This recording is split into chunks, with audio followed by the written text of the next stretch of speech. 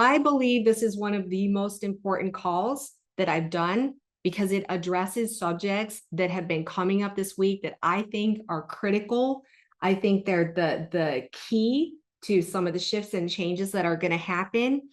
Sexual distortions, narcissisms, and addiction. Still and silent, calm before the storm, gold and diamond, jewels behind the throne, into the night, out of the dark, take to the sky, chasing the stars, all that we said, all that we are, waiting to fly, this is the start.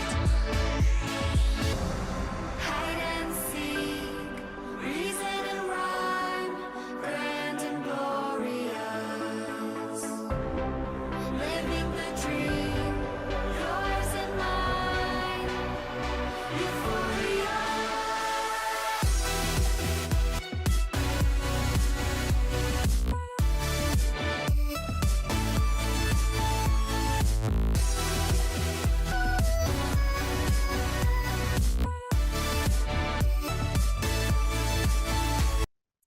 Welcome to True Sacred Union's weekly roundtable for Sacred Counterparts, Twin Flames, Original Pairs. My name is Debbie Dubois. It is Sunday, November 26th, and we are here. That's all I can say. I believe this is one of the most important calls that I've done because it addresses subjects that have been coming up this week that I think are critical. I think they're the key to some of the shifts and changes that are going to happen. And when all of this started ramping up for me, I thought this is just me. I was really rolling in it. And then I talked to Hamish, who is crazily busy right now. And he said, oh no, he said, it's everywhere. He says, I am going crazy with everybody dealing with the same stuff. And it all had to do with these subjects that we started rolling out in last week's call. We touched on the Secret Space program. That really wasn't what took fire. I just brought up that, I saw an aspect of the divine masculine and the sexuality piece, the distorted sexuality piece, and we all started talking about it. And I think that that's what got this ball rolling, because after our last call, two very significant videos came out. One by Hamish himself, and I didn't even know he did it. I just picked up my phone one day and there was Hamish talking about the birds and the bees and addictions. And then Alicia Brachet put out a video on sexual abuse, distortions with a woman by the name of Rebecca Rose. And I will admit to all of you, I absolutely could not even touch that video. I looked at it and said, nope, that's not for me. I can't deal with that. In fact, I think one of the people on the call now, Felicity, brought up some of these subjects to me. I'm like, yep, no, can't do it. And then I really started realizing, okay, wait a minute, you're sitting here absolutely traumatized from this kind of a subject. This probably is something you need to start digging into. So throughout that period of time after those videos came out, I think they came out like right away after the call. So it must have been like Monday or Tuesday. And I was okay, but then things started rolling in. I started having a whole bunch of realizations about how all those subjects had touched my life personally and my union. And it started a huge slide for me. So I almost couldn't do this call. Some of the people on here are the reason why I'm on this call, because unbeknownst to me, in creating a support space, a sacred space for other people, I actually created a sacred space for me when I needed it most. And I want to thank you guys for being there for me. I began reliving some stuff that was coming up, experiences. I got small reminders through my interactions with my counterpart. They weren't really that big, but they sent me reeling back to those distortions. And I know that it wasn't even his intentions, but the energies have been working so hard to push counterparts apart. I mean, we've been talking about how there's this big cycle that started in 2019 when counterparts were ready to get together, and then everything went sideways. And then there's been a resurgence of that energy. We're coming full circle. And here we are again. Things are trying to push things sideways. So I also was doing work on Alicia Brachet's course, and I got to the entities and attachments part. And oh, yeah, I danced around that. I did not want to deal with it. I thought, yeah, I don't have any entities, and no one's seen any entities on me. But I started to look at the energy of the counterpart, and I started saying that I've always seen this energy just come in out of nowhere and just zing me. And I'm like, what the? So it was interesting. So I had an entity reveal itself to me. And what's so interesting is this entity was something that has been hanging out in his field, and it has to do with all three of the subjects that we are going to talk about today. Meditating on this energy. I was like, I was given a name. I knew who it was. And I was like, the only way I can describe it is I had to fall into that space, and I had to say, reveal to me why you're here. And she definitely did that. So I'm chilling on that because I was not even really going to reveal that, but it to me is so important for us to understand. There are all kinds of ways this energy is insidiously getting in here and fucking with, excuse my language, but really messing with the counterparts. But it's not just counterparts, it's system-wide. I feel like it is the reason why we are still in the space that we're in, and that once we flip this, we flip it. And then there's all kinds of really good things that are going to come out of it. So after all of this energy that I'd been through, I was talking with my friend who is on the call today, and she gave me the safe space to dump all of this subject that had been coming up, and that's about narcissism. And so we went through, I just poured out everything that had been coming to me in my experiences, and she was a safe space for that. And it's funny, I felt good. I got 8 hours of sleep. I woke up this morning to a message, hey, how you doing? You want to get on a call? And I'm like, you know what? I feel good. I feel cleared. There was something that we hadn't talked about that she was going to tell me. So we got on.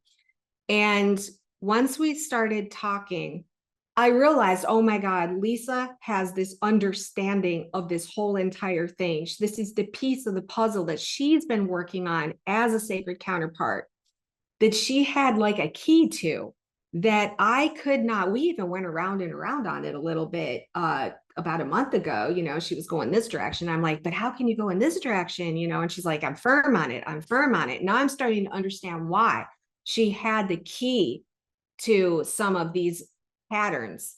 And all right, so we're going to talk about that as soon as we get this call started. But I wanted to sort of sum up with two things. Number one, Alicia's session with me revealed that I, as the person that I am in this play, in this movie, whatever, I took on, if there's 88 templates of distortion, I took on probably 72 of them, all of which during our session, she was seeing them all becoming unplugged.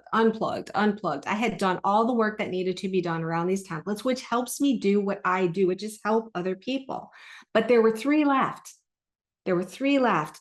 And I found out and was given them today, and it is the topic of our conversation: sexual distortions, narcissisms, and addiction. Those are the 3 pieces that were left hooked up to me so that I could be instrumental in helping in whatever way I can help in resolving my own issues and being part of this collective, this conversation, anything that comes from this conversation or any light conversation that is going to ripple out. Because in my opinion, what is to come is the event.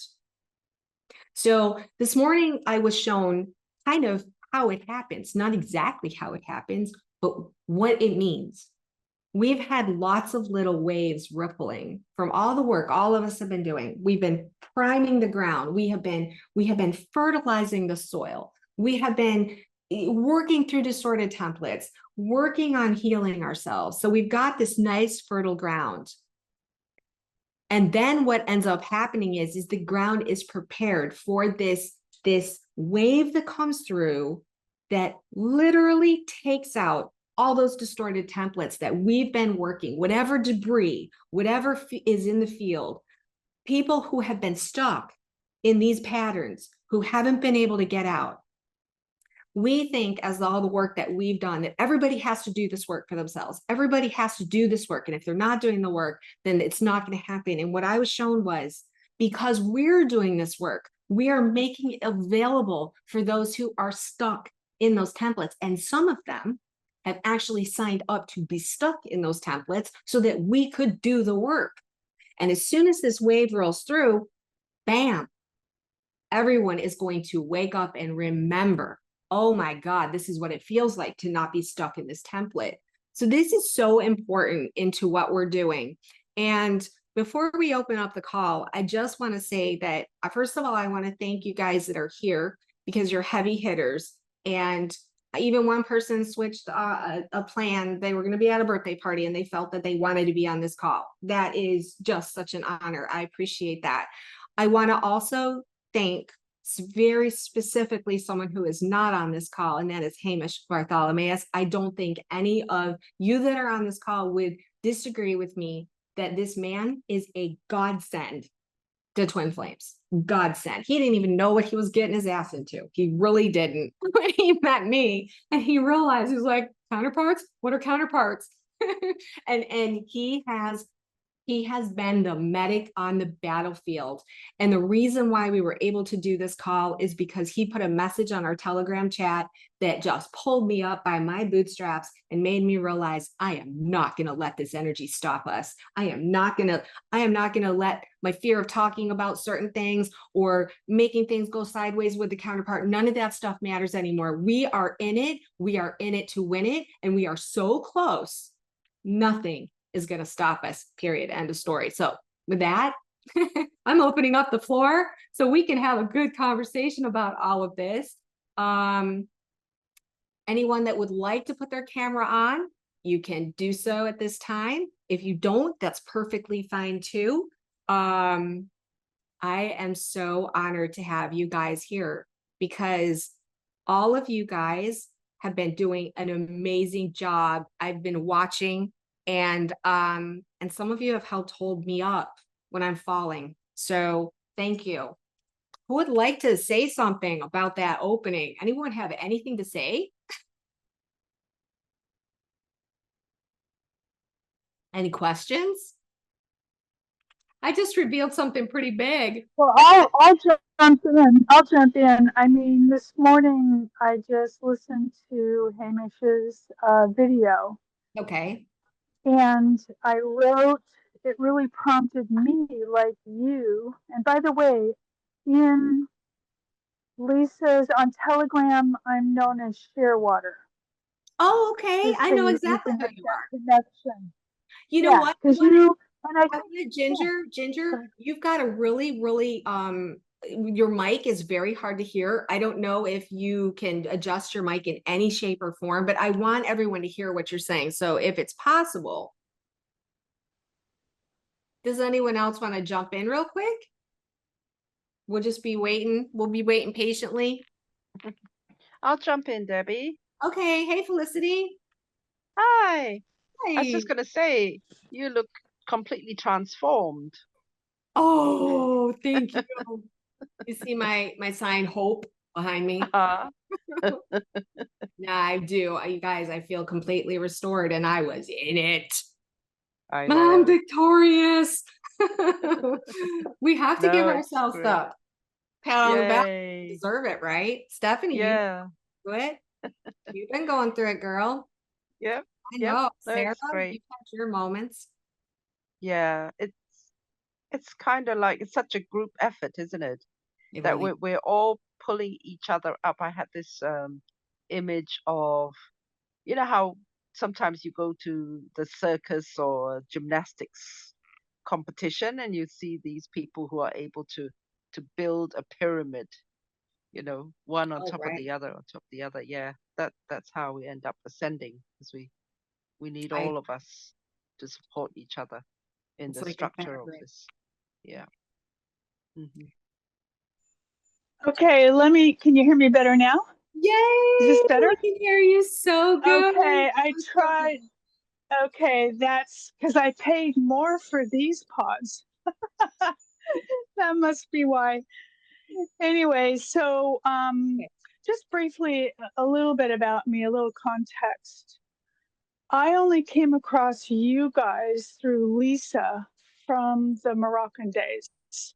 So I was following, I almost went, but I'm a different generation. So I didn't, it's one of the reasons I didn't go. Plus, I don't know, it just didn't feel right for me to go. So I didn't. Right. So I always have been checking back to see what Lisa is up to. But this time around, like about 3 months ago, I stayed. And I didn't really understand why. And now I do, like what's going on. Because you guys are the only ones that aren't all woo woo about all this and just really grounded. And I love Lisa. I mean, she's so, no bullshit. She Lisa. really is. Anyway, Only I know that it will just pull yeah. out a cigarette smoke. I'm like, oh I wow. know. I'm just like, yeah, this is me. I love her. I know, me too. She's just an amazing lioness warrior. Anyway, so what I was going to say is I'll just read what I wrote in Hamish's his video because I was listening to it this morning. So I just, because easier. And I think it'll prompt more discussion. Excellent as always and gave me pause to reflect upon where I've been at with all of this. Now, remember, I was born 1950, so I'm a very different generation. Get that because my father sexually abused me, I shut down all sexual urges. So that was never my addiction. However, to numb my feelings has always been an eating disorder since my late teens, and as a boomer in my 20s, so much hidden shame around it, needing to throw tons back Cheetos and chocolate in secret, not knowing what the hell was wrong with me. As in the 70s, there was no context, available. Not until my late 20s did I begin to realize that my need to constant go on yo-yo diets to lose weight did not work. And accidentally found that if I willed myself to think better of myself, I would just eat better, so lose weight in a healthy way. But the pain body and parasites, by the way, I didn't know I had till I hooked up with Hamish. Okay. Yeah, I Right. didn't know. I mean, he basically said, heck, you came in this time around with a deeply fractionated soul, therefore lots of parasites. But all the folks that I've ever worked with over the years, doing my inner work, have never seen this. He's the first one to ever tell me. And it was really a surprise, because I thought you had to be a nutcase, right? I don't know. Anyway, moving on with what I wrote. Yeah. But the pain body and parasites always need to be fed. Thanks to him. So I would fall back into binge eating and so hated myself for it. Endless cycles over the decades of hell. It always took me many decades. So it took me many decades to realize why, not just because I'm empathic and have a hard time with my feelings and everyone else's feelings, including the human collective, but because binge eating was the only thing that allowed me to do where I felt I had any power over my life. And I think that's a big one for addictions. Yes. That the trauma of, whatever happened, especially in childhood. So, anyways, then the extra hard thing about recovering from an eating addiction is that we need food to survive. And as humans, it's how we like to meet others to enjoy and celebrate with food. On top of that, I am a genuine foodie who still appreciates masterful tasting dishes of all cuisines. Planet Earth has really got it going on. And Right. now I can't taste anything with my still scorched tongue. That's kind of a message for Hamish. Talk about a huge message. Anyways, given these past few months where we've been under attack more than ever, while some can't get enough sex or craving it with their soul, whatever mate, I have found myself wanting to binge eat again. And I haven't understood why. And coming from a place of endless anxiety that just won't let up, no matter how much I send it back to source within me or outside of me. So great condolences to all with whatever addictions ramping up past few months. And a little aside, a few years ago, I was working on meditating seriously every day for a long time, but nothing came to me but sexual urges that I did not understand, and felt really annoyed because that was never my intention. So yeah, in answer to what Hamish shared, now get that all of creation is about sexual energy, and so why meditating it gets really strong. So you can use that energy to have an altered state or create something with it. Right. That's it. Thank you so much for sharing My that. contribution. Oh, thank you for sharing that. And at this point, I want to ask, Lisa, did you want to jump in and say anything on that? I mean, Lisa is, I'm going to introduce you, Lisa, and you, I want you to know, Lisa, just unmute anytime if you feel that if you've got something to say. And Lisa is a friend of mine that, how do I describe this? She's a healer. She goes under the moniker Green Woman Wisdom. She is, to me, the closest thing to a doctor without having been in any of their programs, not even the holistic doctor program. She was shown by her guides to just stay away from all of that and let your inner knowing show you everything.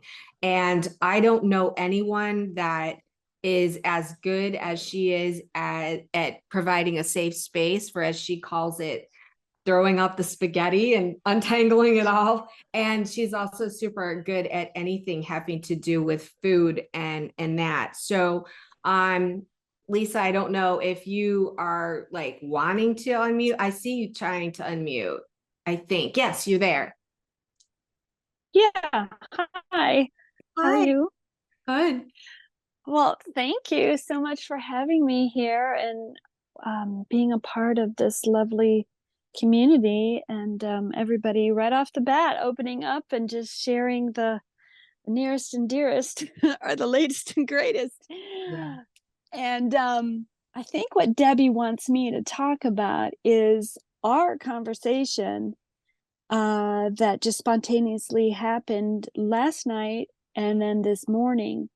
And it was, I'm not going to take all the credit for it. It was because of the two of us coming together and sparking this insight, and it just benefited both of us. And then we were shocked into, wait a minute, this is happening collective wide, and this information is what we all need, because I see it going on with my friends and my clients, and then of course in my own life. And what it looks like to me energetically is, when you have a broth, or you have, let's say you made a soup. I make soup all the time, so that's why I'm using this analogy.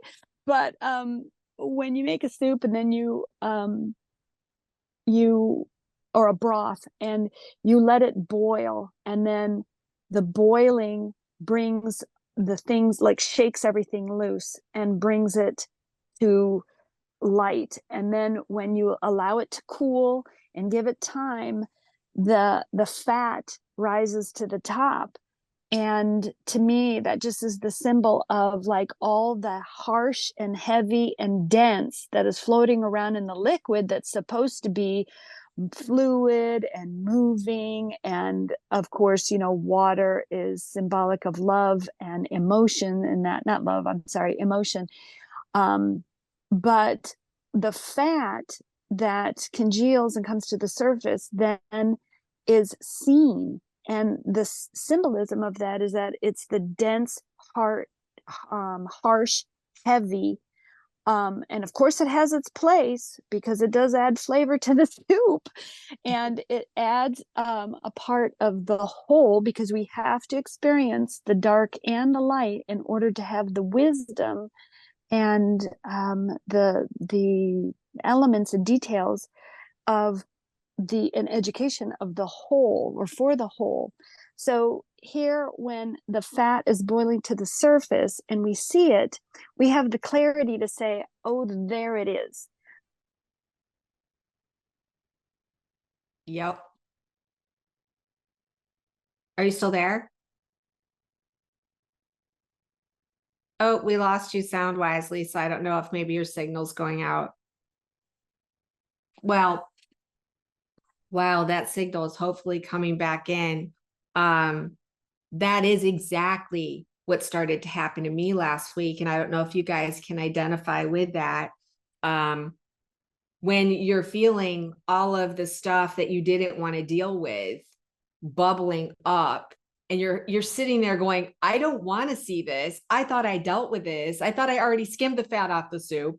That's basically what happened. Let me just see. It looks like Lisa went off.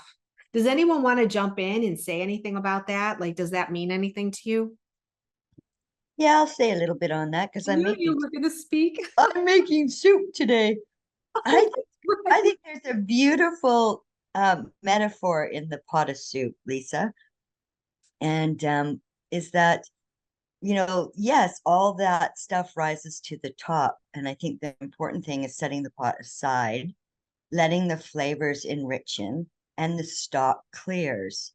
And I think that's a metaphor for us in our journey. But Ginger, Shearwater 8, that's you, I believe. I was just sending you flying hearts this morning on your commenting. Yes, it is. Thank you. Thank Well, you. I was Yes, just it is sending me. you and Hamish hearts, and I so could relate to what you were sharing.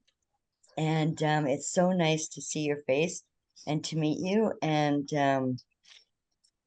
yeah, it's the three issues that Debbie's brought up, the addictions. I mean, we can be addicted to our past trauma and our past pain for our whole life. And I'm so proud of each and every woman and man that chooses to, really dive deep to delete that, or not just ignore it and put it in a nice little package in the back of the cupboard, but to actually dive in and do the work. I had an experience this week where I could have reacted with my voice or my mind, or spewed out some negativity at somebody who spat some rocks at me, went by really fast. Instead, I was so neutral with no energy on it. And I patted myself on the back because I stood there and went, what would love do in this situation? And I didn't want to put out a negative energy because I didn't want the other person to attach to that negative energy. And then we're in a loop and feeding it. So I felt a sense of freeing. And Hamish mentioned 2016 and 2019. And Debbie has, many of us have brought forth those years, and even doing a session with Alicia, what happened in 2019 for a lot of the divine counterparts. I'm right on that musical bar and that song that's been sung that we've experienced. And there's, I think for myself, and I'm 60, so I've done years and years and always been a bit different and interested and looked at life really deeply, and I'm very empathetic and sensitive. I'm not going to bore you with who I am, but because we're all got all of this in us to be joined here today. But every step of the way through my journey, either I've called out for a practitioner, or I've called out for assistance. And because I'm not surrounded by a lot of like-minded people, that's why I'm so grateful for platforms like Lisa's and Debbie's and Hamish's videos. But I have had a couple sessions with Hamish as well, and I just want to say he's magical. He's one of the most grounded, soundest, common sense, advice giving, loving, caring men that I feel completely safe with, to share my vulnerability, my shadow parts. It's so wonderful that we are all so lucky to either experience him or interact with him or to know him. So I'm so grateful. Yeah, And I agree. I think there's been so many women. I just say I picked 10 girlfriends I grew up since I was 4 with in a small community. 8 out of the 10 had been sexually abused. It's a huge subject. It's narcissistic. I was just in town yesterday in Somerset. My ex is very narcissistic. So the word's really prevalent this week. It seems wherever that I go or have, so I don't tend to have light conversations very often, but it's just, to me, it's like a ball of wool and it's just been chucked and it's all unwinding. And I'm so glad that we're here as a collective unit together. And I've always had on my fridge, how you treat a woman is how you treat all women. And that's not anti-man or anything, but I do believe that women are the life givers. They hold a very powerful presence, and many have been disempowered. So bravo for all of us, because I know even just 6 of us here today are having an astronomical effect on the greater whole. And I also want to give credit and thanks to Lisa in one of her lives where she said, what would love do in this situation? And I don't think that statement has left my being since she has shared it. And I met Lisa indirectly before her site through Cassandra, another friend. It was years and years and years and years ago. And I just think she's remarkable. And I am so glad she booted that character off of her thread. I was just hoping for her to do it. But anyway, all I'm going to say is I think I've finished sharing, but my soup is now sitting very quietly as the stock clears and settles. And I think that's just a really good metaphor for what we need to do, because some days are pretty treacherous and challenging for where we dig, where we go, what we feel collectively. No, I have parasites. Yes, I have parasites. No, I have entities. Yes, I have entities. I mean, we're in this incredible journey of exploration and discovery. And today, I'm happy to be with all of you and watch the soup stock just clear. You're amazing. Thank you. That is so amazing that Lisa, I'm just going to say that while you were kicked out, guys, she got booted. She's like, yeah, we're over the target. We're over the target if I got booted. And Lisa, I'll go ahead and ask you to unmute again. But I want to let you know that as soon as you got booted off, I said, does anyone have anything to say? And Sarah says, I guess I'll talk because I'm making soup right now. So that's just really kind of like full circle. I'm glad you're back. Yeah, this is actually really good news, because when that was happening, I could hear you. I could hear everything that you were saying, but you couldn't hear me. And so when I looked at the clock, because this happens to me all the time, when I hit a point in vibrational frequency of truth, weird stuff happens. And it's usually electrical with me. So 333, I looked at the clock, it was 3:33, and I thought, yep, there it is. And there was no button to push, and I pushed them all and nothing was happening, but I could totally hear you and see you. So I knew to like just get off. And I just prayed for a minute, and I just prayed in alignment and brought more light into me. And then it just came back. But I, I think that had to happen in order to get all of our attention, especially mine, because I know that this happens to me when. And so what I'm telling you is like, this is physical confirmation that we hit the sweet spot with what Debbie and I unearthed last night and this morning. So It's rippling out, man. It's rippling out right now. Yeah, I mean, this whole thing about the fat coming to the surface, the whole point about the fat coming to the surface is clarity. Once you have clarity, it comes from the subconscious, the depths of the soup, up to the top of the surface, which is the consciousness. And then you see it in your physical, and then you're like, oh my gosh, now you can't unsee or unknow what was just presented to you. And so that's what the fat, the visceral fat is, in that dense, heavy, dark, which no blame, no shame, no judgment on what it is. It's just denser, heavier, darker than the other stuff swimming around in the broth. And so once you see the clarity of something, you have choice. Before that, you don't have choice, because you can't touch it, feel it, taste it, separate it, detail it, because it's part of the whole liquid. You can't find it.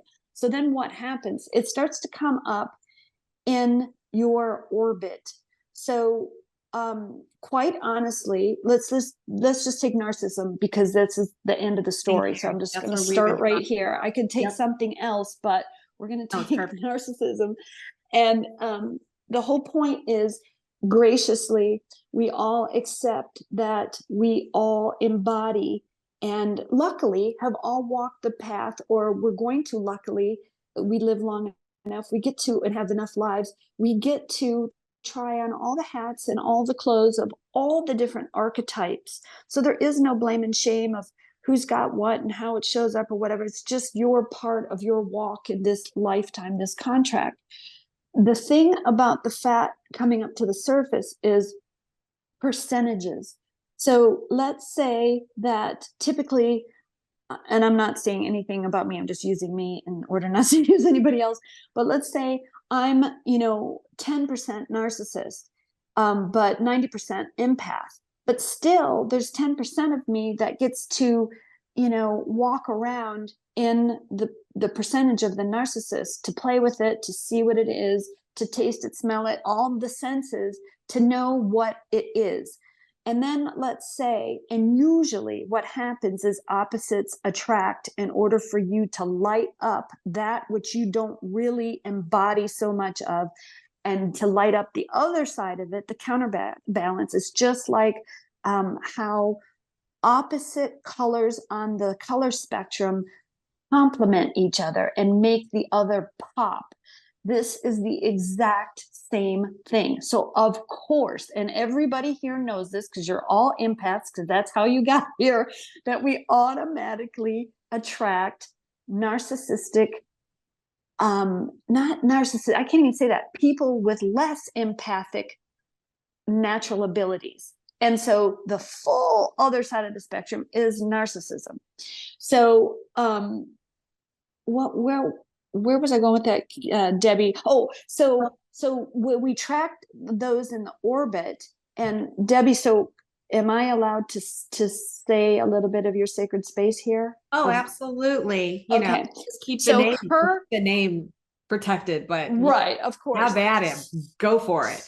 So her soup of the day, her soup du jour, was simply that her beautiful little friend showed up with this big present of narcissism. And the thing is like, when we're learning the opposite end of the color spectrum, the opposite of us, to make it pop, before it pops, it's numb. We can't really see it, because we're too busy utilizing our natural gifts, the empathy, the sympathy, the compassion, all the wild feminine stuff, to help ease that person's pain, that wound and all that. So we can't see it. We can't see it until the divinely timed moment when the stars, the moon, everybody is aligned with the fat boiling to the surface. And then it congeals and you see it. And I think that that's what happened, in the last couple of days with Debbie. But it wasn't just Debbie. It was I'm telling you, like I just said in the beginning, my friends and clients and everything, it's popping now. And then I just got confirmation, like Marla. I don't even subscribe to her channel, but you know what, Debbie? It was me that brought Marla to you and Kimberly a million years ago. She would talk for so long and everything. I would put her on when I was cleaning my house, and I just had to have something going on in the background, or else I'm like major ADD. So if I don't have 5 things going at once, I can't concentrate on anything.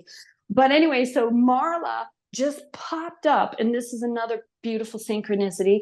I haven't seen her in years, and she just popped up, and all I did was read the title of whatever was happening to you in 2019 is coming around astrologically. This isn't her just picking this out of thin air. This was astrologically on some chart, which I can't remember. I love astrology, but I can't remember it. But you can go and look at the video.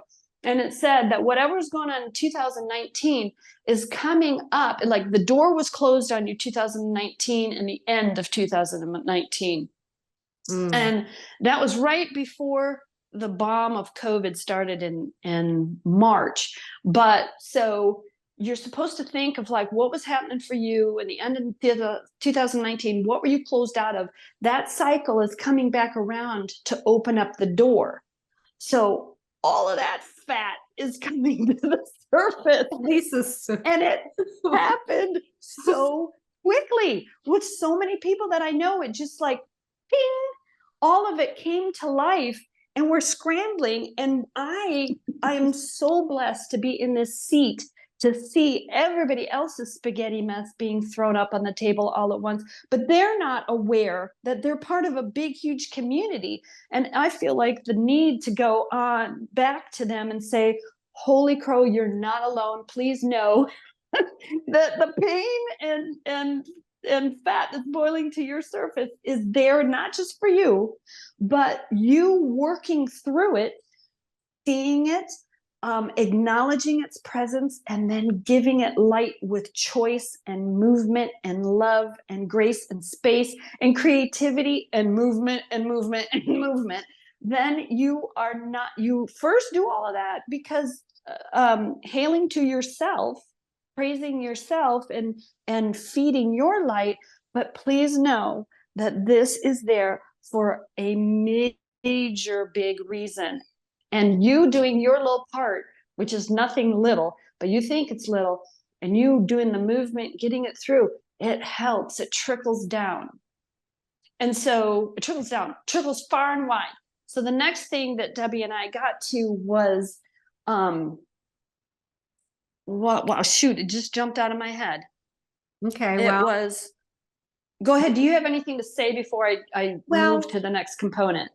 I guess what I wanted to say is what I realized is that this is a cycle that comes around and comes around and comes around. So I didn't even know that 2019 was the beginning of it. I mean, it's kind of like the realization, like as I was jumping into the whole narcissist realization, I was like, oh, I just realized I'm dealing with narcissism. And it's like, but you realized that before, and then you realized it before that, and you realized it before that. But for some reason, something that's coming up now is so much bigger and so much more significant, because it's not just we're dealing with narcissism, but we're dealing with all the elements that make up this control system. It's a control system that we are in, that because of all these little, like you call them, spaghetti pieces, it's what keeps us as the fabric of the matrix, which makes it difficult to break the matrix.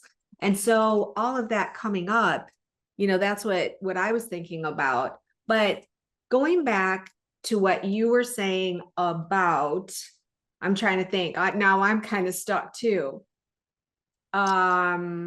Well, the whole point of the narcissism is keeping, oh, we were talking about patriarchal narcissism, that like the forefront of narcissism comes to mind because I'm American and I can see it like it is systematically programmed.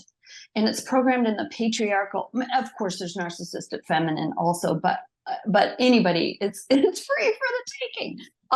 All the programming and everything that we get about with competition, with materialism, with money, with all of it equals exactly the schematic that the forces that be, whatever, want us to be in, to be controlled, to be alone, and to be completely separated from the God self inside. And so this is just perfect. Narcissism is actually just an element of an ache, of a wound of separation. And then, Debbie, what we were talking about is how that wound is fed and kept into that place so that you don't realize it, because you think that this is how it's supposed to be. It's about every man for himself and all the competition and all that materialism and all that kind of stuff. But when we were talking about a certain somebody getting it and saying, well, I have been meditating and I have been coming to the place of quiet and peace and looking like that. And then we were talking about how that is a start, but it's not the whole thing. And if you look into, like I study psychology and stuff, and if you look into psychology, they give like no hope for a narcissist. Right. And that is tragically sad that is what's out there in mainstream. That's what they're saying. You know, there's no hope for a narcissist. Well, there's no hope for a narcissist going down mainstream and thinking that they're going to just do the regular counseling in order to get it. It is an energetic implant that's part of the programming. And Yep. It was done with purpose and intention, and it's masterful. Oh, yeah, I know what Yes. you're trying to say. Yes. And Can I add to that? Yeah, Are go you- ahead. Jumping back to 2019, narcissism, the narcissistic, let's say, template is endemic, and it's part of our slave realm. Mm-hmm. Okay, so why we all saying, oh, things started in 2019, basically the mega narcissists that control our realm, what did they do from the end of 2019 until the end of the so-called COVID pandemic? Was basically a massive narcissistic mindfuck for the Yes. entire planet. Mm-hmm. So many of us who could have gotten together with our counterparts, who could have worked through things over a period of 2 to 3 years, not even to do with counterparts, let's say they knew ahead of time in the timeline that the ascension process was switched on already and it was powering forward. So they had already put in place this 2 to 3 year clamp down, completely predictive programming on TV, movies, everything had been planned so that we couldn't reach these stages that we are now reaching at a much higher intensity. And that's why some of us have to work so jolly hard, because, you know, in general, most people who would say didn't have the life force or whatever, the spiritual calm or whatever, to have made certain breakthroughs in spite of this massive attack on humanity since end of 2019. Well, many have exited. So it's not as if, oh, it's just astrology. You know, it was quite deliberate, this sabotage. Oh, that's true. I think Yeah. that they utilized astrology to help boost that. Also, they know as much about astrology as we do. And you get to use it for the dark or the light. But I agree with everything you're saying. That's completely spot on. Well, and notice that narcissism became a big term. And when did that start? They started, Exactly. and it was actually programming us to divide. Oh, you're a narcissist. Oh, you're an empath. Oh, mostly you're a narcissist and I don't want anything to do with you. And that was the divide in our country and here in the States. It's like if you're on one side of the aisle, you're for the people, and you're on the other side, you're narcissistic. This goes back to the days of Atlantis, service to self, service to others, the division, the great divide. And that was when I was a mediator during that period of time, and trying to get these two sides to see that you had to come to center was like almost impossible. And neither one had the whole program. But this is the program, you guys. It's the program that's been keeping us enslaved all of this time. And Lisa, is there more that you want to say about that? I'm sure there probably is. No.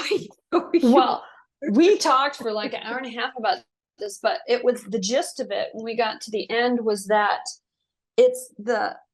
of course, anybody can try this hat on, but it just seems like it's the males that are coming up with the narcissistic speed bump and whatever percentage they have, because I can truly say that, like, I had a partner that was a covert narcissist. So he had a percentage of narcissism, and it was so covert, I couldn't really see it, me being the empath and me also trying to be, the peacemaker and everything like that. And I didn't see it. Well, it took me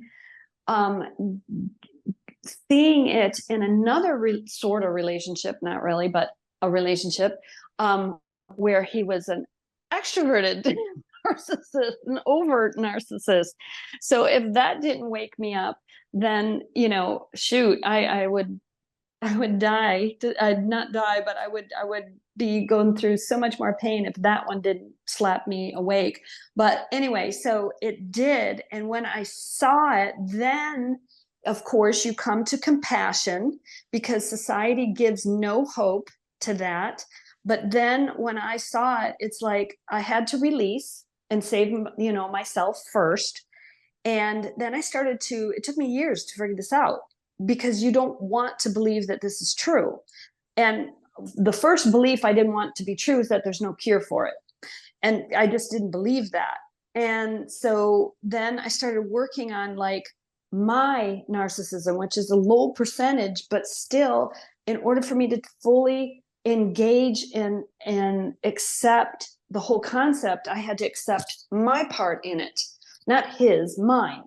And so then I saw that, I allowed that to come to light, and I got through the shame, blame, judgment of all that. And then a completely different subject came along in my life and bowled me over, and it taught me about being the lighthouse. And this is the whole end of the story, Debbie. This is what we wanted to get to, is that what I learned in this story that was totally different, side story from narcissism, is being the lighthouse was the only option that I had in order to save myself and save the life and the connection with this other person that was a family member. And so I worked on that through pain and angst for 3 years, and me coming out of my control features, and me with obviously a major mouth and the ability to go in and fix everything with my mouth and my control features. That was all like unfurled for me. And the unfurling was getting me home. And the home was exactly what Hamish talks about, is your God light, and that you don't need to go to God. You don't need to go to Mother Mary, Christ, archangels, whatever, that it is just coming home with. So, or home to. And so for those years that I went on this journey of learning what the lighthouse was about, I learned the intricate detail of vibrational frequency to just be in myself, and learn that loving this place and knowing that this was enough. We all know this. This is no news to anybody, but it needs to be said succinctly, just like this. But that light cast such brilliance out into the world, and it energetically unleashes and gives others license to do the same by example, or just by it feels like home, so I can do the same thing, you know, all this kind of stuff. And it reminded me about the have you ever seen the scientific videos of psilocybin going through the monkeys' brains, you know, that would eat that in the wild, and it just like starts to run through the pathways of the brain, and it just knows where to go to heal whatever needs to be healed. And that was always just so exciting to me. You don't have to sit there and think. I mean, you know what this reminds me of is like when I was pregnant, I would be like, oh my God, I don't have to sit here and think, okay, eyeball lens. Let's knit an eyeball lens tonight. There was nothing you could do. It just did it. And all you had to do was eat well and, you know, think well and all this kind of stuff well, but you weren't making an eyeball happen or a foot or anything like that. It's the same concept. It's just that in our programming, Yeah. our side of our programming was so much of the control that we had to do it. We had to always do it. And that's a very We thought. masculine. We Pardon? thought we had to make the eyeball. We thought Right. we had to make the stomach, especially in the twin flame community. You have to make this happen. You have Happen, yes. to manifest And it. the whole thing, remember we got to this, Debbie, that the whole thing comes back to the simplest form that we all started out with was, if you want to have an effect on anybody else, go home and take care of yourself. Love yourself. Learn from the basic bottom line, you know, ground up, what it means to be connected with the God in you, that you are God, you know, all this. Okay, so zoom back up to now, talking about the narcissist being healed. So we have all this empathy, sympathy, compassion for our partner who is seething, marinating in narcissism, and it seems hopeless and helpless and everything. But I am 1000% sure we're not supposed to do anything about it. We're not supposed to help. And you can't. And from all the studies that I have done and seen in clients and everything, the narcissist is not going to be helped by the same people that they wheeled into their web to hold up the narcissism. You can't heal or cure with the same components that created or helped to create or maintain or support that dynamic.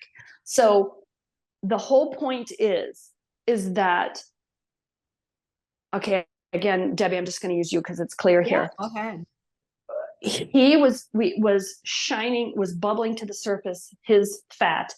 Debbie could see it. And then to come to the place of, you have done enough work, that's a major component. There is no work to be done. There's nothing to do. You have done it all. You have been to the school. You have been to the school of hard knocks. You have been to the school of heartbreak. You have been to the school of throw it up on the table, die and cry for years and years. You have been to the school of dissecting. You've been to the school of, oh my God, what's wrong with me? What should I be doing? It's my fault.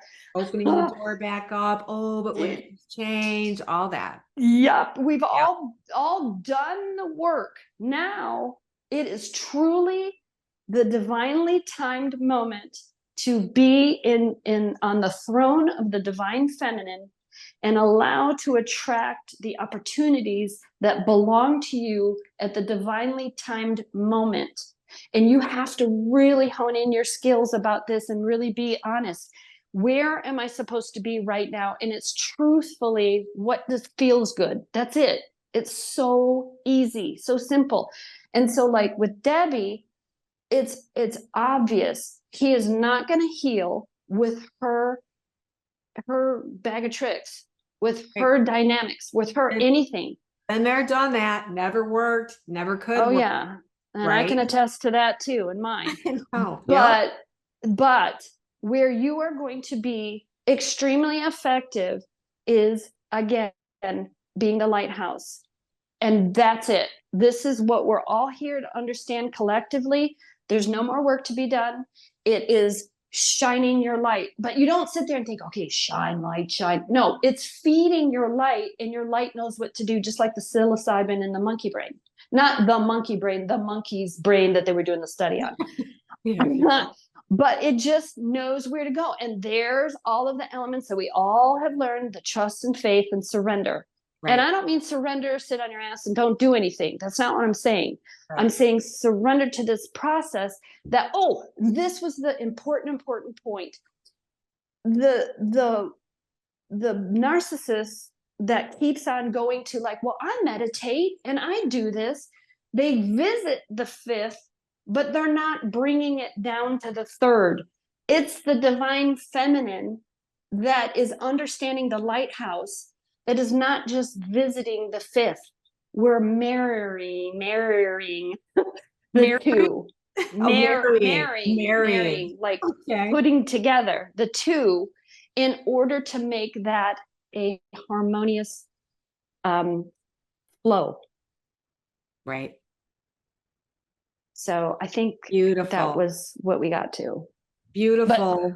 Really, Yep. the key, no work. Well, and work. this is what you showed me that we actually tussled about just a little bit, is I kept saying to you, you had this partner keep coming back in and kind of trying to warm up to you again. And you're like, nope, talk to the hand. I haven't got a thing to say, not answering that text, not doing this. And all I'm thinking is, what if he's shifting? What if he's changing? Let him back in. And you're like, nope, been there, done that. And I said, but have you really been there? Have you really done that? And she's like, nope, not coming in.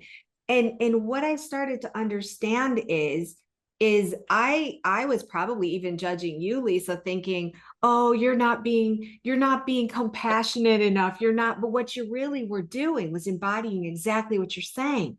You are being that lighthouse, and that person has got that person cannot come back to you to get those shifts and changes. He can't come back to you because he was looking for all of that light that you bring and the compassion that you bring and seeing the best in him that you bring. He needs to see it in himself. And that is why we don't need to do for the others what we ourselves, we've done that work. Now let's talk about the sexual piece in all of this, because you guys, this feeds right in. This feeds right in. Anyone got anything to bring up in terms of the sexual piece? I don't know why, but I have this piece of hair that's just driving me nuts. Stephanie? Yeah, I saw you on I mute. mean, I'll let you talk, but power. That's been my experience, that there's an insecurity. You know, you meet somebody over the years, is what I've experienced mostly. They want to jump your bones right away. I never could understand it. It's like their insecurity, once they've had sex with you, then they feel like they've got the upper hand. And this is whether this is a narcissist or just, a non-narcissist. Go ahead, Stephanie, you go. Thanks, Ginger. So I guess, well, I just want to touch upon what you were saying, Lisa, because I'm sitting here like struggling to see how like the narcissism could relate to my own story and trying to find the resonance with it. And I suppose it could be covert, but Debbie, as soon as you're talking about how Lisa responded to this person who kept approaching her, I was like, oh yeah, now it's tying all together, because I feel like a big component of my experience in this, and it could be all three of these things that you mentioned kind of woven in together, and just certain ones appear more prominent and like the narcissism is like in the background. But addiction, I'm positive there's sexual abuse, even though I can't specifically recall it happening to me, but I have a very strong feeling it's happened for me. And I have a very strong feeling it's happened for my counterpart, but he doesn't have any idea of it. But I think with all of that then comes in addiction. And so that's kind of like the issue that I'm in the process of facing. And I feel like very recently it's been the same I've had to do the same thing, but only from a place where, because I've worked on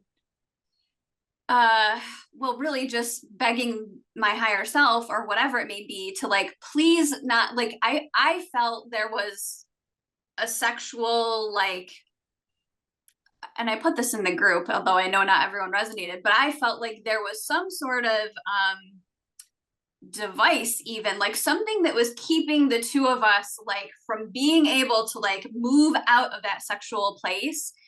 And for me, like I could see it clearly in him that it, like, this dude can't let the energy move into his heart space because it's so focused in his like sacral area.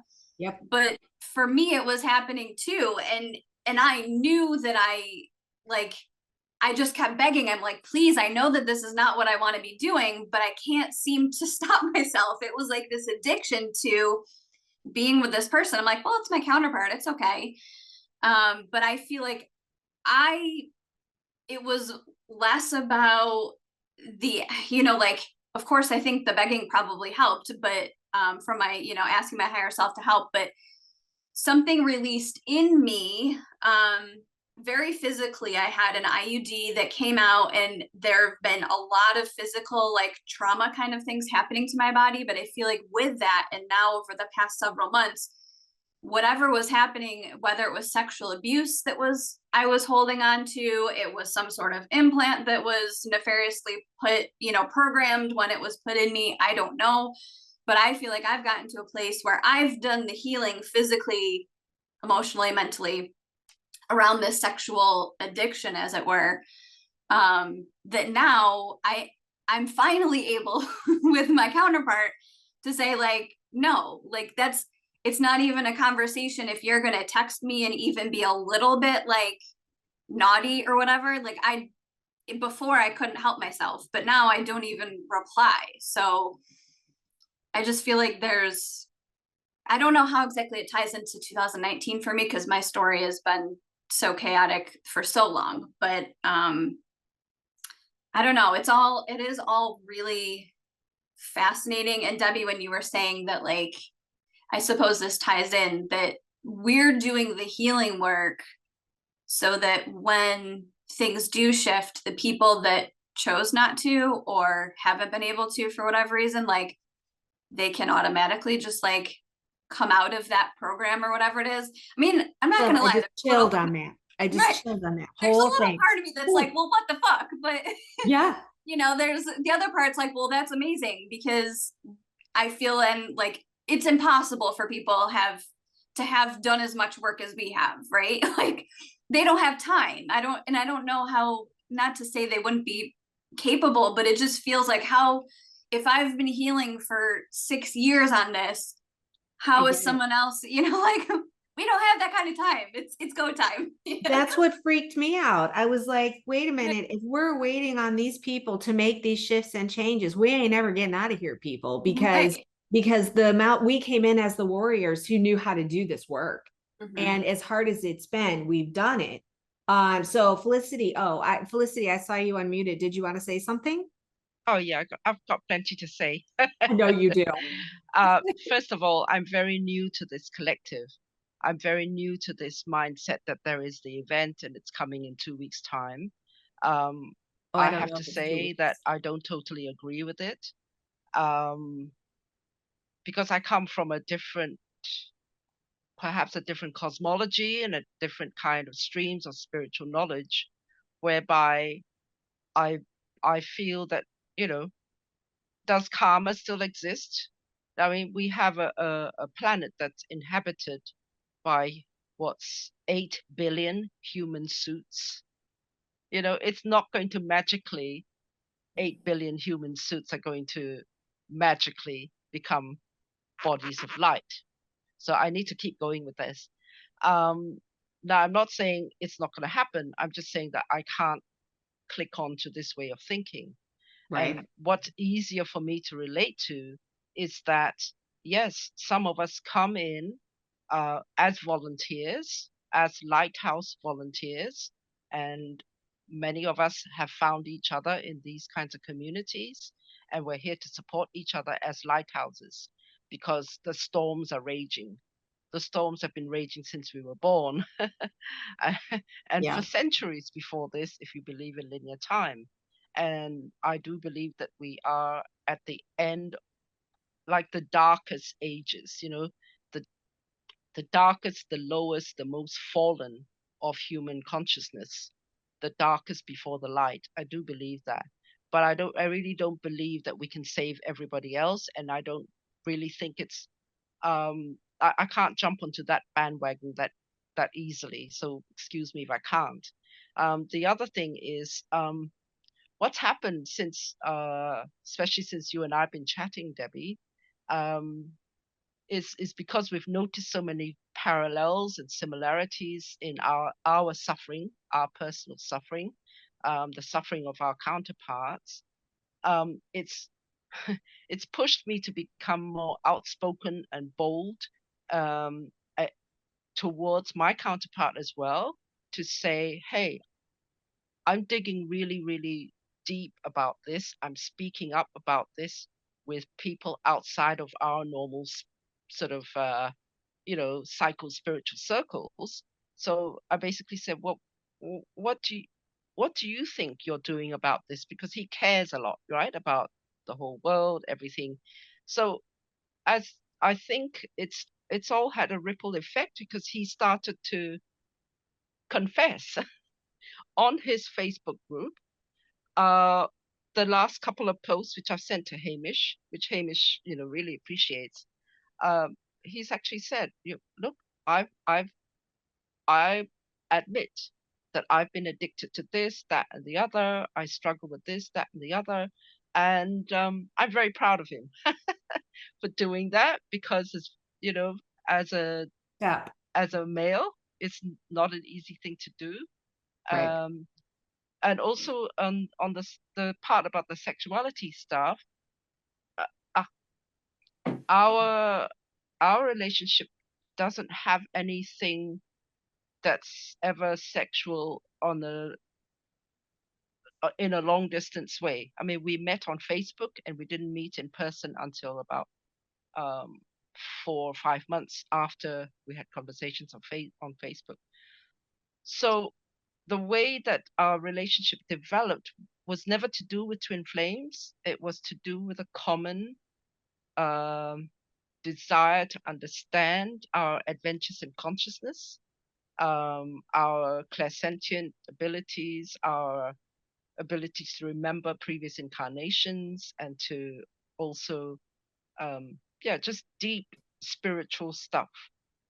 So that, but at the same time, we had this very, very strong perception that we could completely merge with each other mentally and everything. So that when we finally met, it was like, oh, it's just we're so full of love, that it's only natural that we then merge physically. So that's a piece that I think it's the first time I've spoken about it, because yes, many people struggle with sex addiction, porn, and so on and so forth. But some of us have been through this journey with our previous partners, um, and I think I'd invite other counterparts who already have physical union to come forth and share the other side, because it's not all dark. And in fact, Right. I was just saying to Hamish the other day that I feel that part of the interference, a major part of the interference and sabotage in our relationship, is to prevent us from physically being together. Because when we are physically together, there's a lot of sexual healing. There's a lot of on every level, healing takes place with the physical union. And Oh, that yeah. is something that I just want to bring that to the table. Thank you for that. I'm telling you, I believe that is why they keep us apart. Because you know what? When you have the distance, now, Stephanie, you have not had that situation because you have been in physical contact and been in But in my case, there's been no physical contact because we were not allowed to be together at all.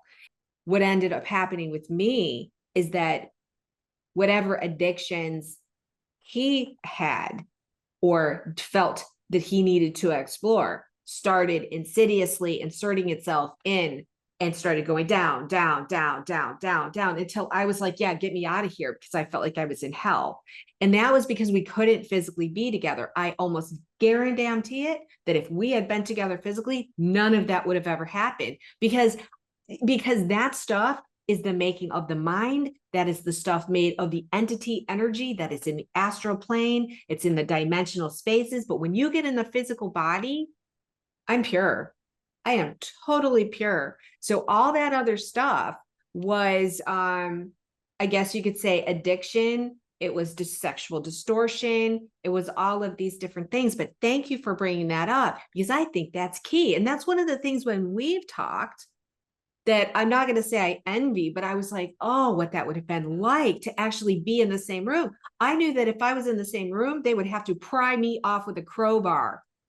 Stephanie, how do you feel about that? Now you've got a completely different situation where you knew your counterpart from young age, from school. And so, and then you actually lived and you cohabitated, right? So, I mean, you never lived together? No, we never lived together, but we Date. were in a relationship and we're planning on living together. But of course, it literally the day I accepted the day an offer was accepted on a house that we were going to live in together, we ended up breaking up the next day. So just, Within 2019? I have my own experiences of what you are saying, like I definitely feel like if both counterparts are in a space of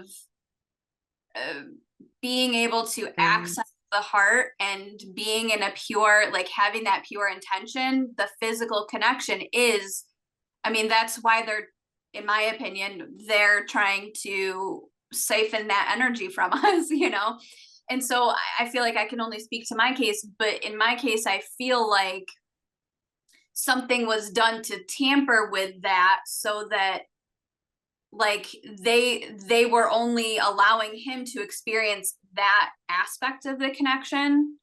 And I also was somehow like, it was whatever had happened, I was also drawn into it. And so they were feeding off of that. And it was never like, for him, it wasn't because he was like loving me so deeply from his heart space, he was just like, we have this really intense connection and I was feeding something. But I do think that you're absolutely right. If that, isn't that's kind of, I don't want to say the point, but original counterparts. When you come together in physical union, that's the creation energy. That's, that is the healing, that is the magic. And I would always try to justify that. Like I said, when I was like, okay, when I would give into these like sexual urges with him, it was like, well, he's my counterpart. And if I'm setting the intention that this magic is going to happen, but I feel like if he's got this like demon attached to him,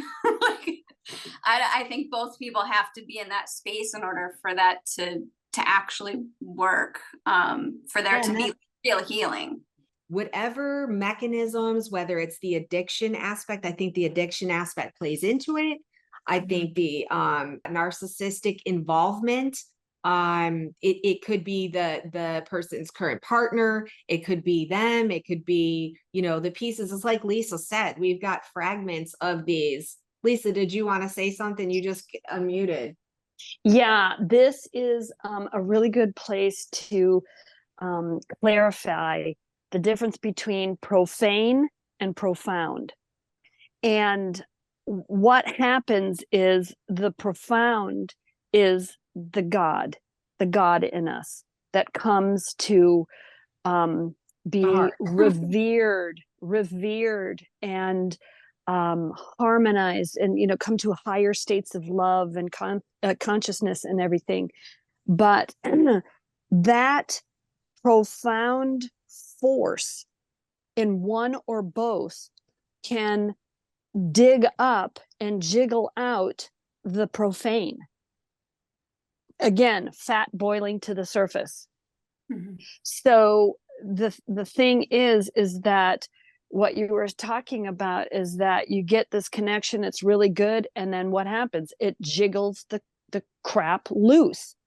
These things have to be seen and dealt with, but it is not your responsibility to deal with another person's profane, especially when it goes against your morals, your values, your standard of quality, your safety, your comfortability, all of that. And I think that's where we as empaths and compassionate women and big hearts and everything think, oh, we can heal this, and we can, I'm the component that is going to heal them. Yes, but then that right there, that might be true, but you are supposed to, I am supposed to shift into the lighthouse and really, really trust that is what it needs to be, because at the end of the day, we're all light beings.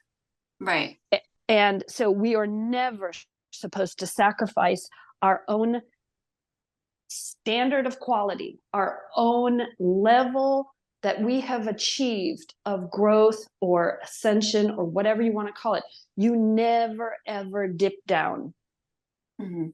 And unless you get pulled and then you pull yourself back up and you go, whoops, I didn't mean to right. do No that. blame, no shame. We I know what you we mean. all wobble, falter, everything. And that provides contrast. And contrast is another, provides insight. The insight provides clarity. Clarity provides choice. There's nothing wrong with any of it. But if we keep on knowingly go back and try and rescue and save on all those old templates, we are feeding the dynamic of what's it called? Enabler. Mm-hmm. And you're making him for sure stay in that place of narcissism or wounding or wherever. So the basic of go ahead. Let me jump in. I just want to say this doesn't always have to do with us in the counterpart. It can be the counterpart and the partner that they're with, that they've been unable to leave because they've got issues with them. We also have to understand we can't fix that shit either. Just saying. Mm-hmm. Lisa, I agree. Oh, yes. I saw you on mute. Go, girl. Who are you talking to, Debbie? Sarah, I'm talking to you. Lisa, I just want to hit, that I think what a terrific part of that, what you just said too, Lisa, all of you are saying, but that component of the rescuer and I can help fix this, and with my divine counterpart, I was mostly there to support with the issues of the relationship that my divine counterpart was in as well. And just so the gift in it all for me was to break that pattern for myself. I don't have to fix anything for anybody. That was the most empowering part of this whole journey for me. And as a woman who's a doer, used to be a big doer, my inside voice would say to me at least 10,000 times a day, what are you going to do? What are you going to do to fix this relationship, to repair that? What are you going to do? To the point that I'd scream at my own self voice and say, shut up. I don't want to do anything. Am I supposed to do something? And it was just this looping, and it went on and on and on. And finally, I just surrendered and learned I don't have to do anything. Nothing. Zip. Keep it simple, stupid. Just stay on your path, love yourself, heal yourself, look at yourself, be truthful to yourself. From that point on is where I have gained the most strength I've ever had in this connection. I'm going to be thrilled if we come together, and I'm going to be thrilled if it doesn't happen, because I'll be thrilled for whatever path my divine counterpart takes or I take.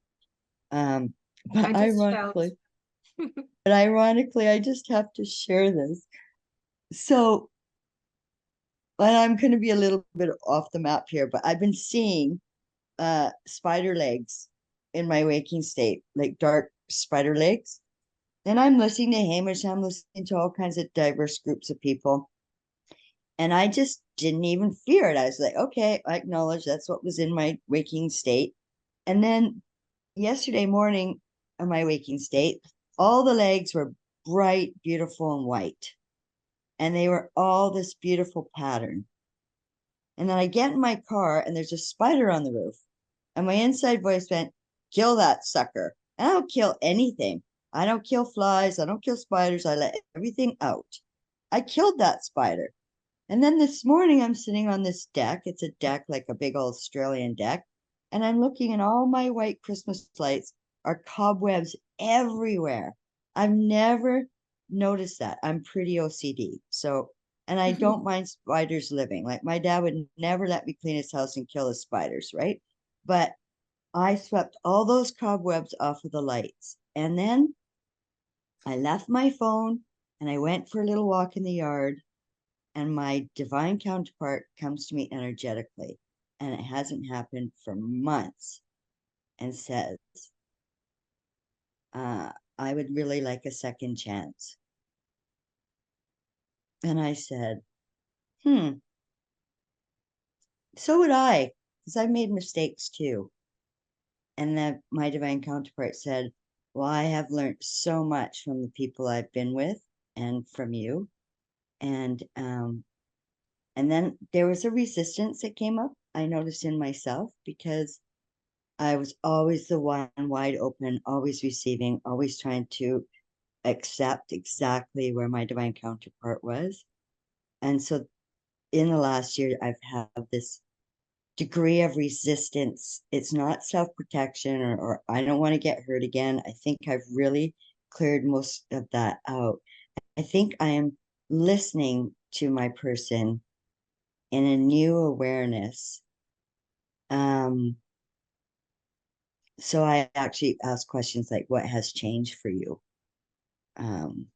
I started to be more proactive for myself, which benefits your partner, your person, I think. So, Lisa, you've spoken so much wisdom, and you as well, Felicity, all of you have, and Stephanie, it's been awesome to listen to.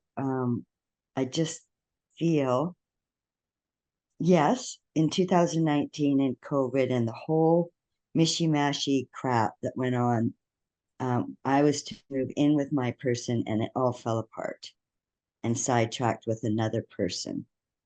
And then COVID, under the umbrella or in the hammock of COVID, was the whole narrative and dialogue on separation. Remember the Christmas, you can only have Christmas with those members that are in your house. Like everybody, whoever I went with, everybody jammed together. It was just, so there was a much bigger thing occurring.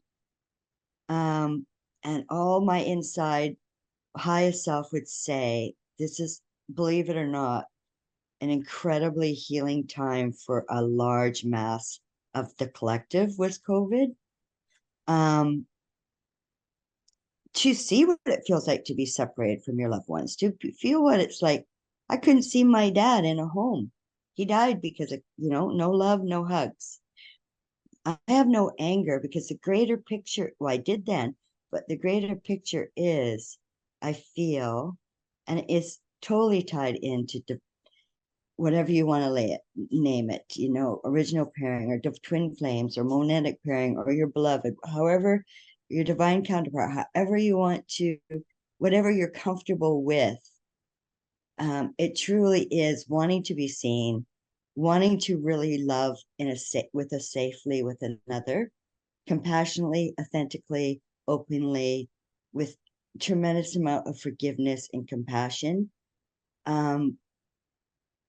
My parents were a prime example of that, the respect, the compassion, the love they had for one another. And I'm still in awe of it reflecting now back. They're both gone, but I feel like every single one of us are longing for that template of a relationship.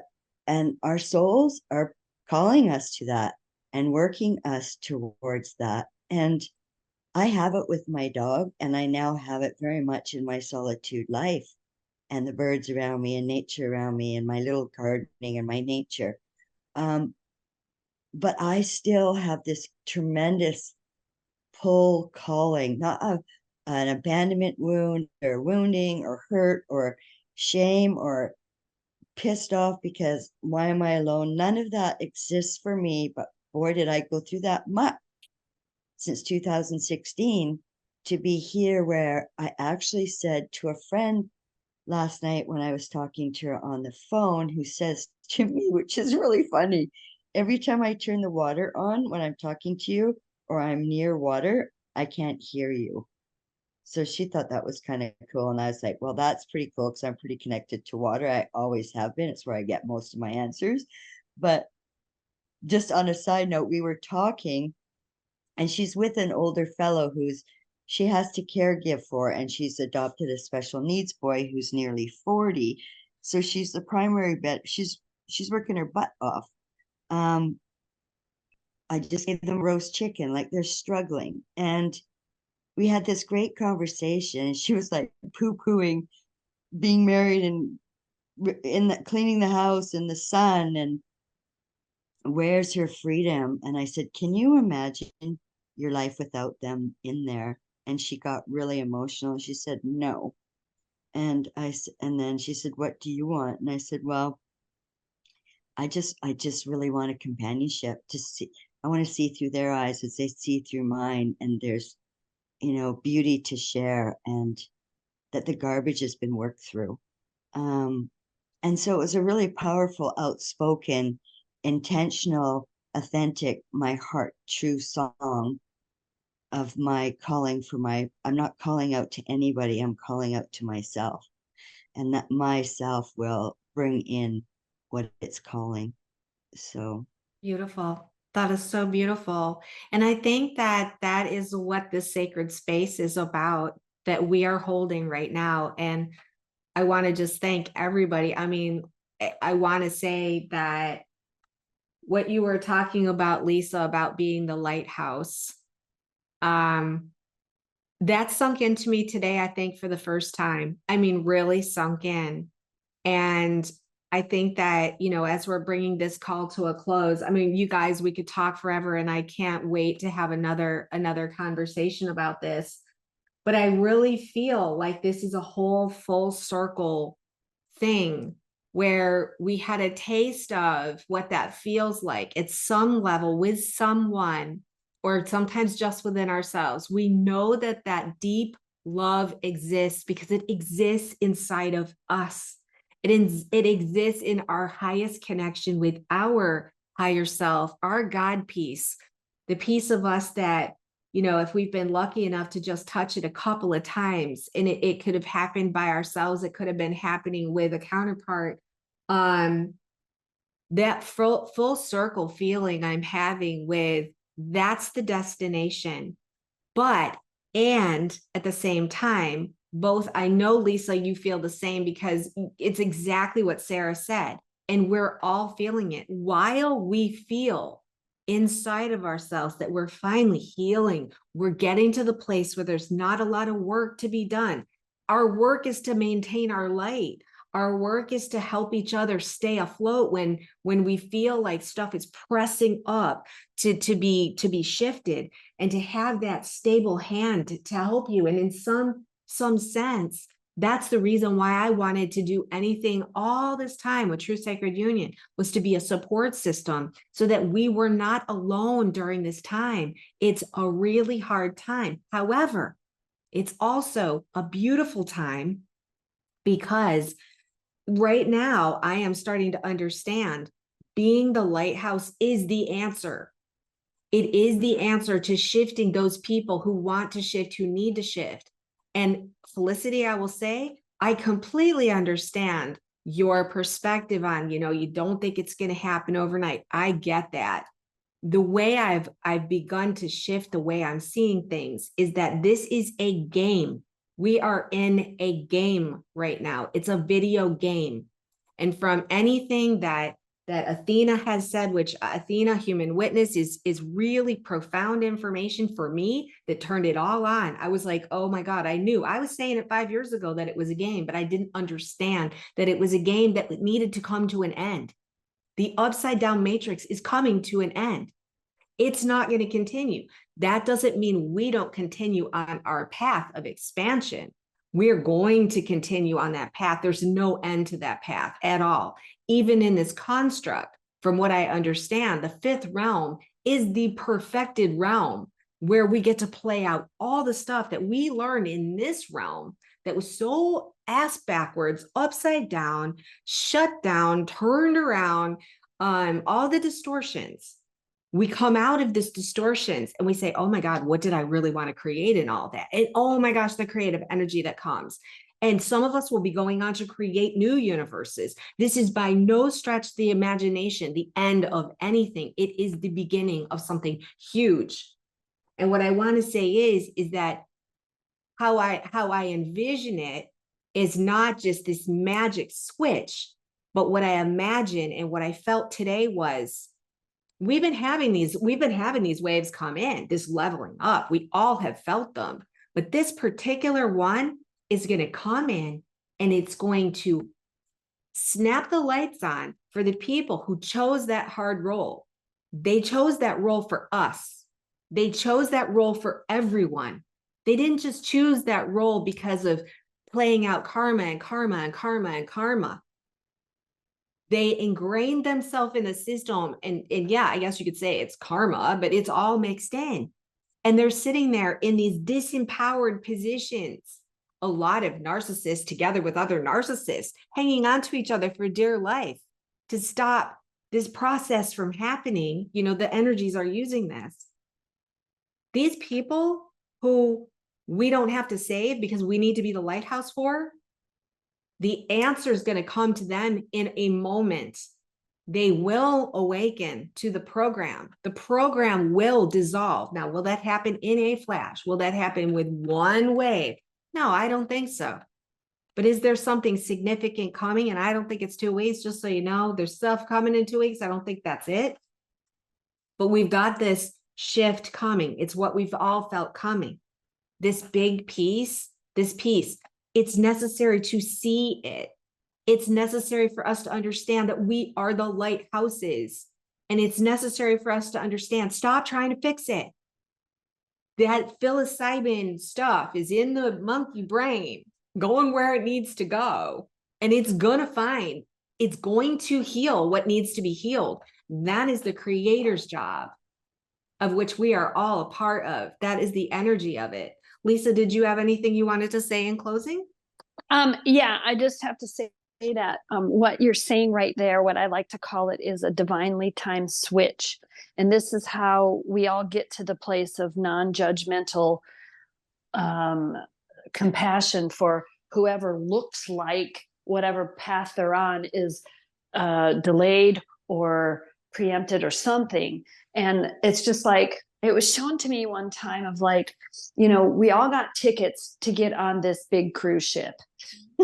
But if we all hoard and run, like you've seen the horrible films of people trampled, you know, at concerts and stuff, trying to get in the door.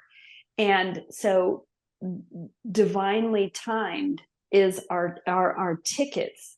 And we all are subconsciously being called to the queue at the perfect time, so nobody's trampled and everybody gets all whatever they need to get, however they can handle it and take it, instead of being a system overload, a shock, a